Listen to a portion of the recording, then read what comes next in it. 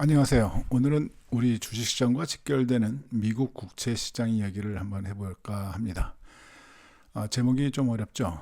채권 리드타임 리스크. 채권이란 단어에서 거리감이 느껴지고 거기에다가 리드타임까지, 그런데 리스크까지 제목에 이렇게 들어있습니다. 쉽게 말하면 미국 채권 시장에서 채권 공급이 너무 많아지는 문제하고 예상치 못한 돌발 상황들이 한꺼번에 몰려오고 있어서 위험할 수도 있다, 이런 얘기입니다. 마치 큰 파도들이 한 곳에 모여서 만나는 것처럼 말이죠.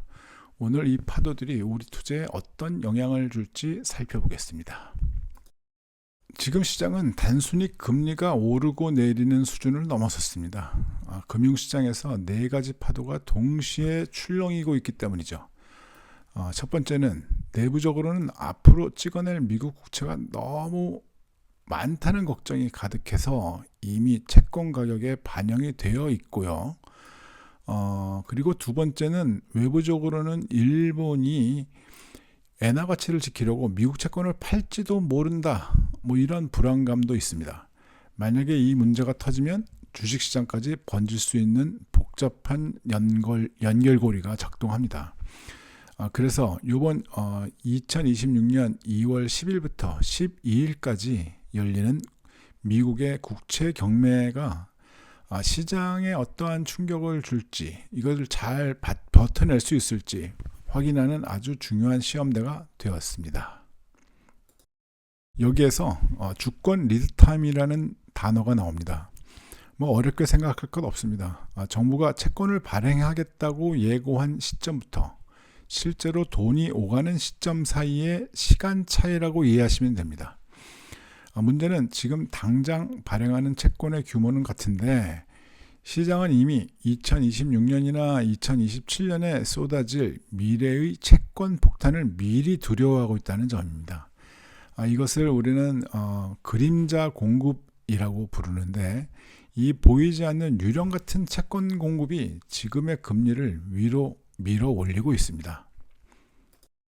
한국 원화로는 경단이죠. 경단이 어떻게 상상이 잘 안 가는 단위입니다. 이 단위를 넘어서는 레포 시장이라는 곳이 있습니다.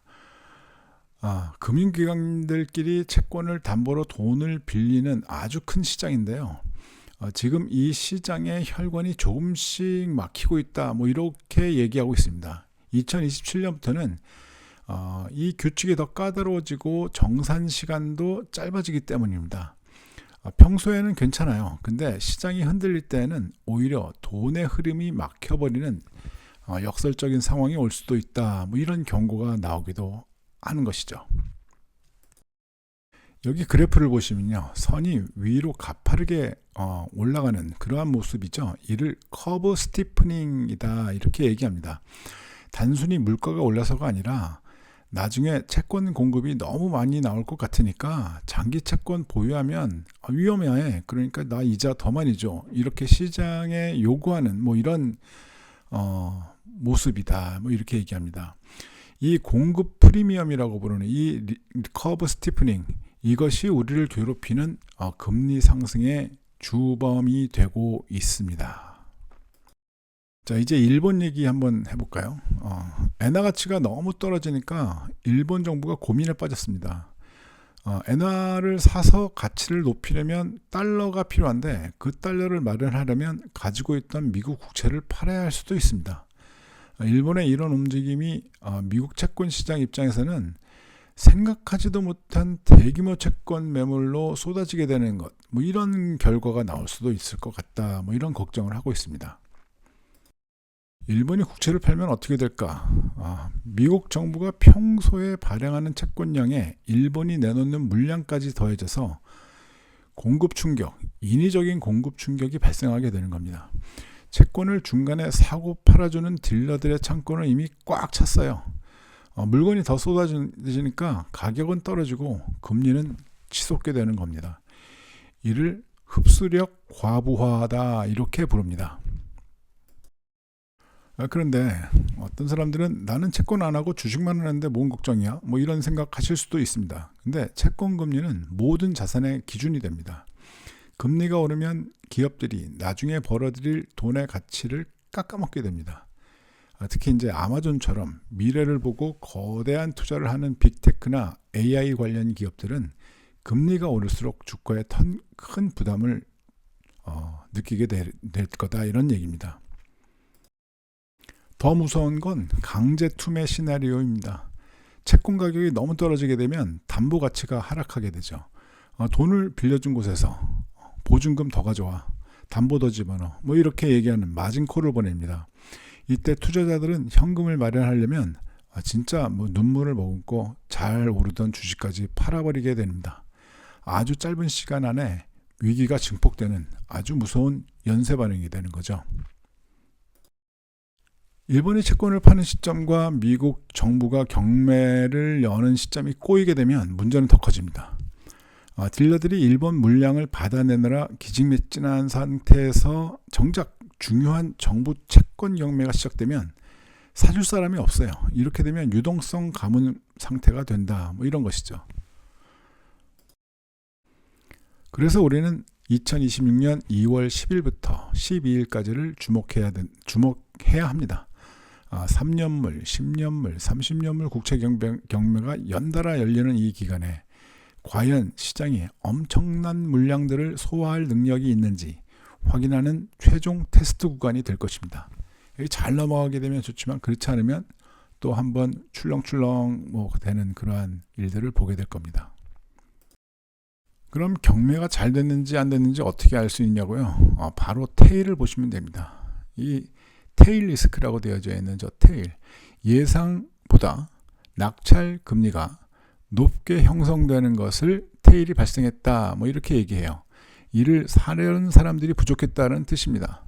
만약 이 차이가 크게 벌어진다고 하면 전 세계 금융시장의 변동성이 폭발할 수 있는 신호탄이 될 수 있습니다. 미국 셧다운 여파도 있습니다. 그러니까 셧다운은 26년도 2월 3일에 종료가 되었습니다. 근데 아직 여파가 남아있다, 뭐 이렇게들 평가하고 있습니다. 그래서 고용지표 같은 중요한 통계 발표가 늦어진다, 뭐 이런 얘기죠. 그러면 투자자들은 눈 가리고 운전한다, 뭐 이런 기분이다, 이런 얘기입니다. 중앙은행인 연준도 금리를 내려야 할지 말지 엇갈린 신호를 보내고 있어서 정말 장세는 안개 속이다, 이렇게 평가하고 있습니다. 자, 여기까지 오늘 주제를 한번 정리해 보겠습니다. 우리는 당분간 한 3가지를 계속 체크해야 된다, 뭐 이런 얘기를 하게 될 수 있을 것 같습니다. 일단 엔달러 환율이 일정 수준을 넘어서 일본이 외환시장과 채권시장에 개입하는지, 두 번째는 미국의 국채 경매 결과가 좋지 않게 나오는지, 그러니까 뭐 테일이 발생하냐 아니냐, 뭐 이런 얘기죠. 세 번째는 금융권의 돈 흐름이 꼬여가지고 레포 금리가 갑자기 튀는지, 뭐 이런 것들을 우리는 봐야 됩니다.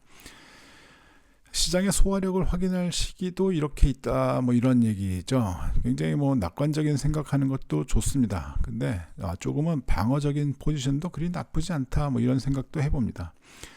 이제는 우리 너무 여러 가지 금융시장이 너무 많이 커져 있고 연관성도 굉장히 커지고 하기 때문에 가상화폐, 금, 채권 시장 움직임도 아주 잘 이해해야 된다, 뭐 이런 얘기를 하면서 마무리하겠습니다. 여기까지 하겠습니다. 감사합니다.